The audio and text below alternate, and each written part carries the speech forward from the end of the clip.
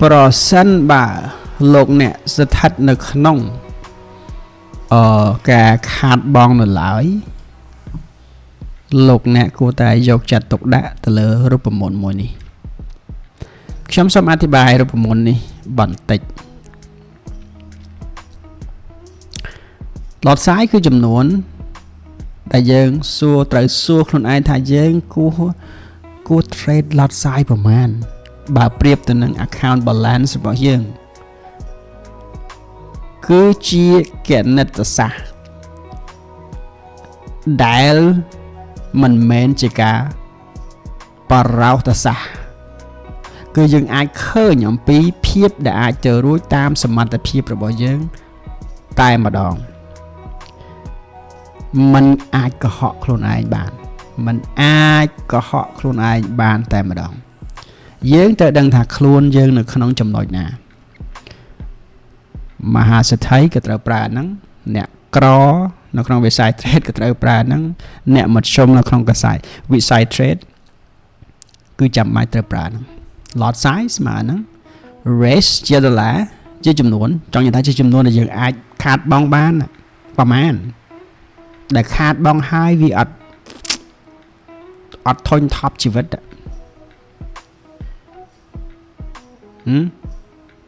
ដែលខាតបង់ហើយអត់ធុញថប់ជីវិតគឺប្រមាណដាក់ចំនួនហើយចែកនឹងចែកអានេះនៅពីលើចែកនឹងអត្រាឬក៏ចំនួនឬក៏បរិមាណ point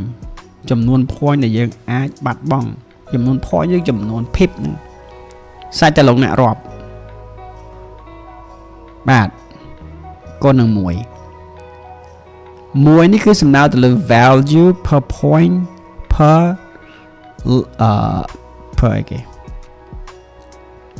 lot size អូខេខ្ញុំសូមសរសេរជាភាសាពេញភាសាពេញ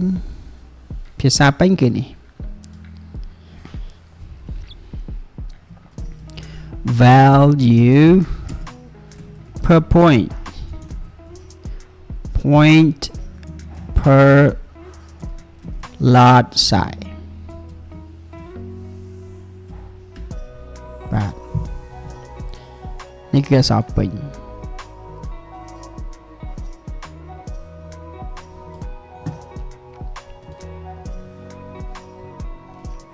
ចាំបាច់សូមអង្វរ trader ទាំងឡាយគួរប្រើរូបមន្តនេះរាល់ពេលមុនចូល trade ជាមុនសិនប្រសិនបើលោកអ្នកមិនចង់ឲ្យលោកអ្នកខ្លួនឯងផ្ទាល់មានអារម្មណ៍ថាទុញទ្រាំជីវិតមិនចង់ឲ្យលោកអ្នកផ្ទាល់ខ្លាចជា broke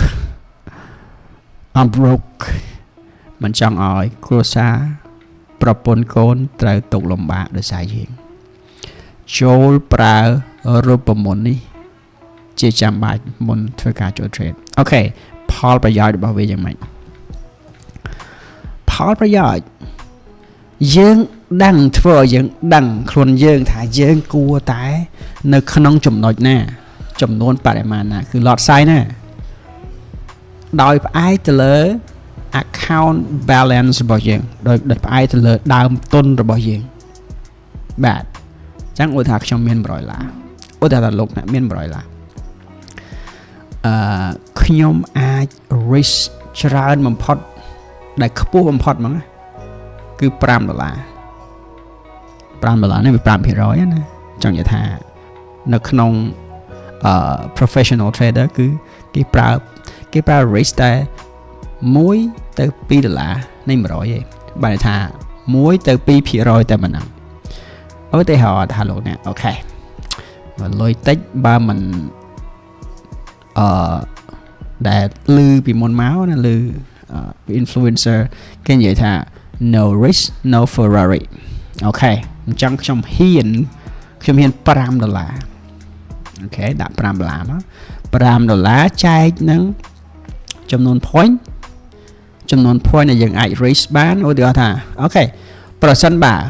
ឧទាហរណ៍ជាក់ស្ដែងខ្ញុំចូល buy long ខ្ញុំចូល buy long នៅត្រង់ចំណុចនេះមើលទៅលើ candle ជាក់ស្ដែងតែម្ដងទៅអូខេខ្ញុំយករបស់មកប្រើសិនខ្ញុំចូលមក buy long ត្រង់កន្លែងនេះចូល buy long ណាអូខេតើយើងអាច reach បានប្រមាណឧទាហរណ៍ថា reach នៅក្នុងនេះយើងចាប់តាម buy long reach បើយើងអាចផុតអត់អាចបន្តហួសពីនេះបានទេ reach របស់ខ្ញុំអាចធ្វើបានត្រឹមតែ140 point 140 point តាម140 point ណាបាទ reach ខ្ញុំបានតែប៉ុណ្្នឹងទេអញ្ចឹងបើថា$5ខ្ញុំនឹងកាស show មកចុចសិនកាស show មកចុចដើម្បីឲ្យឃើញភាពជាក់ស្ដែង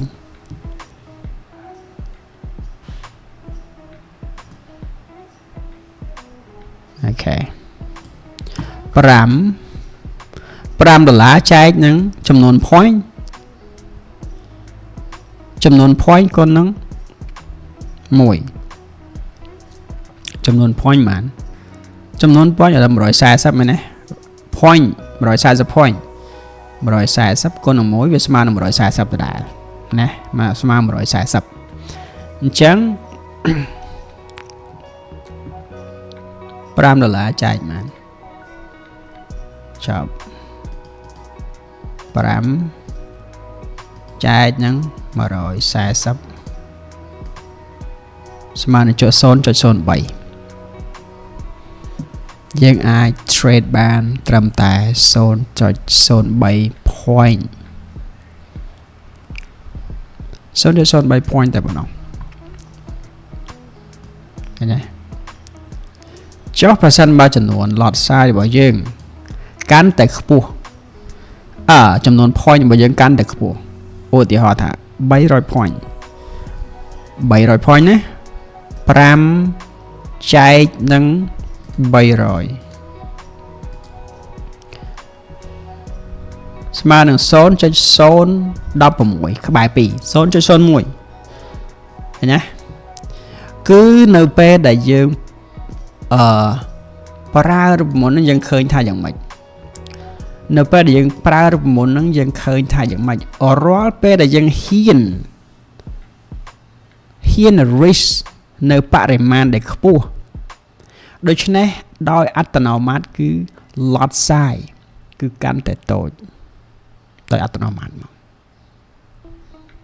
អត់ហ៊ានបំភ្លើស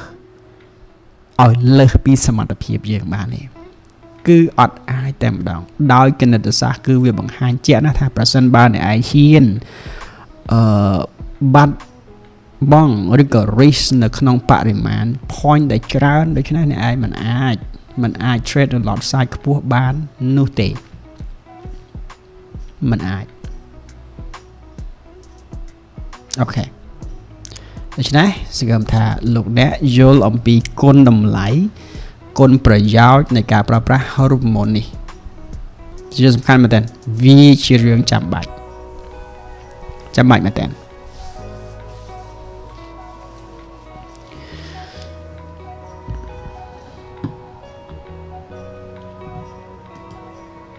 អូខេ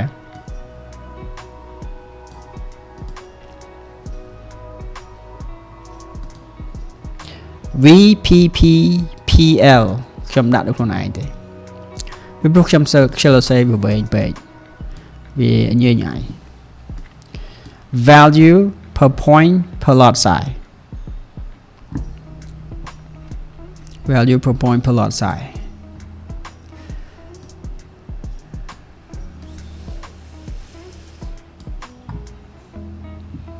ម៉ោងប្រហែលចេះ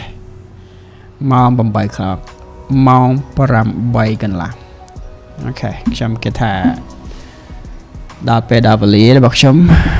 ទៅធ្វើธุរៈផ្សេងសូមផ្ដាំមុននឹងចប់ live នេះគឺជារូបមន្តដែលលោកអ្នកចាំបាច់ត្រូវប្រើ